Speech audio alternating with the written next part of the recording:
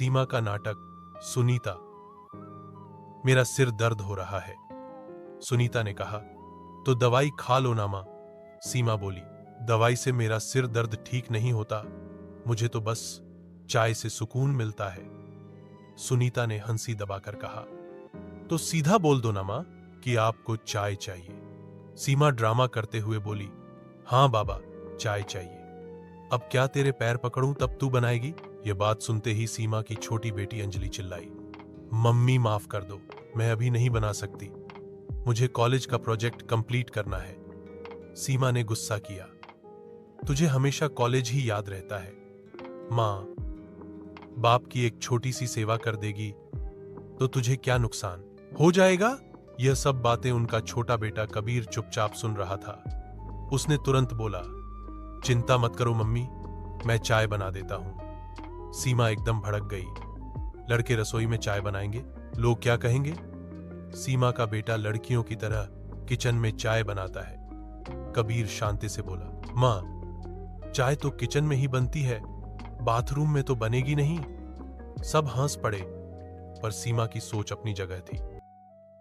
और फिर वहां खड़ा था सीमा का बड़ा बेटा आरव। वह चुप था, बस सब देखता रहा। आरव उस वक्त जॉब की तलाश में था, सीवी बनाता, इंटरव्यू देता और हर बार रिजेक्शन फेस करता, लेकिन फिर भी उसके चेहरे पे उम्मीद की रोशनी हमेशा चमकती थी। और एक दिन वही उम्मीद सच हो गई।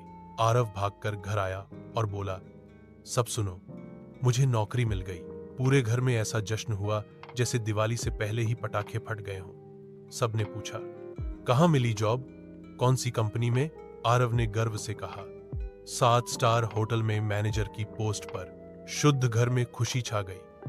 हर कोई आरव पर फख्र कर रहा था, लेकिन सीमा का दिमाग और भी बड़ा प्लान बना चुका था। उसने बोला, बेटा, अब नौकरी मिल गई है तो शादी भी कर ले।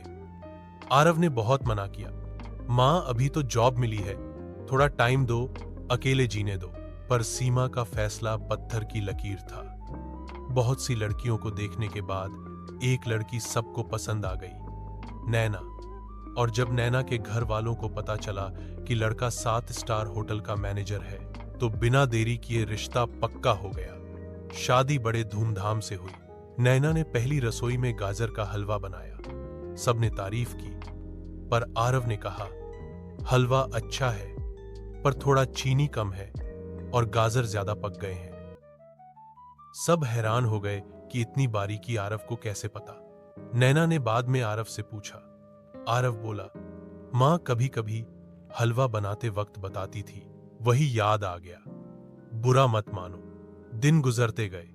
एक दिन नैना ने प्लान बनाया कि दोनों रोमांटिक डिनर पे जाएंगे, पर जब वो उसी होटल में गए जहां आरव काम करता था, आरव ने मना कर दिया। मैं नहीं चाहता स्टाफ मुझसे फ्री में खिलाए, चलो कहीं और चलते हैं। नैना को थोड़ा बुरा लगा, पर चुप रही। एक दिन कुछ लोग चंदा मांगने आए। आरव ने उन्हें डांट कर भगा दिया। नैना बोली, आप थोड़ा ज्यादा दे देते तो क्या बिगड़ जाता? आरव गुस्से में बोला, मेरी मेहनत की कमाई मैं यूं ही नहीं उड़ा सकता। नैना चुप हो गई, पर उसके दिल में डाउट जग गया, आरव ऐसा क्यों है? फिर एक दिन घर में गेस्ट आई, रेखा भाभी।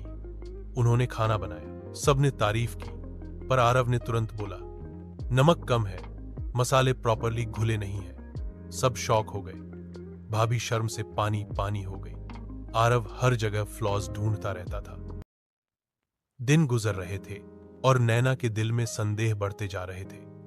फिर एक दिन नैना की पड़ोसी कविता आंटी ने कहा, तेरा पति बाहर स्टाफ के साथ सिगरेट पी रहा था। नैना सदमे में आ गई। उसने फैसला किया कि सच समझना पड़ेगा। अगली ही शाम नैना का कनाड़ा वाला भाई रोहित घर आया। उसने सबको डिनर पे ले गया और कहा, चलो आरव के होटल चलते हैं। सब एक्साइटेड हो गए। टेबल पे बैठकर नैना ने वेटर से कहा, मैनेजर को बुलाओ। लेकिन मैनेजर कोई और निकला। तभी किचन से शेफ आया और वो था आरव। सबकी आंखें फट गई। मैंने झूठ बोला था मां, मैं मैनेजर नहीं, मैं शेफ हूं। आरव रोकर बोला, मुझे पता था आप लोग किचन वाले लड़के को इज्जत नहीं दोगे, इसीलिए झूठ बोलना पड़ा। सीमा का चेहरा सफेद पड़ गया।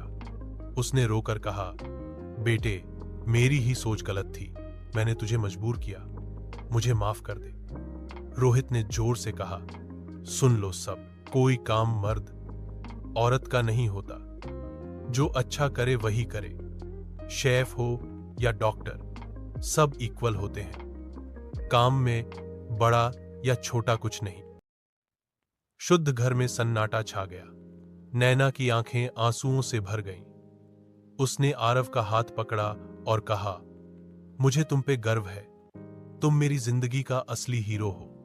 सीमा ने आरव को गले लगाया। कबीर, सुनीता और अंजलि ने भी उसे प्यार से घेर लिया और इस तरह एक झूठ के पीछे छिपी सच्चाई सामने आई कि इज्जत का असली मतलब नौकरी का पदनाम नहीं, बल्कि इंसान की मेहनत और सच्चाई है।